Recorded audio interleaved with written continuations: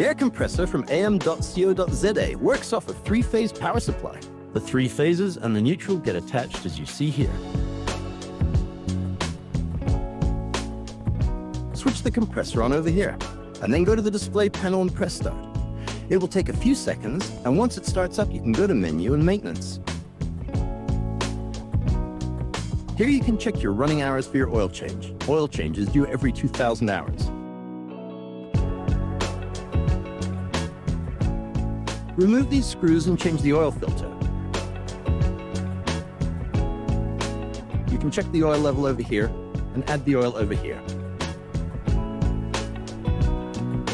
At the bottom of the oil filter there is an outlet for oil change. You need to change this oil filter and this air filter as well. You may as well change all the air filters when you change the oil filters. On the other side, we have 4 air filters. And another one at the bottom. You need to drain the water from it at least once a month. Regularly open the release valve at the front of the tank as well to drain the water. The air flows out from the air filters to your various air inputs. On the machine side, the air comes into the regulator and then out to the machine.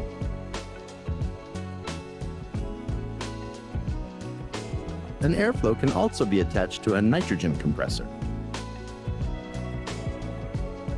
This system converts air into nitrogen. The blue pipe brings the air in, and the transparent pipe supplies nitrogen out. On the machine side, the nitrogen comes into the regulator and then out to the machine.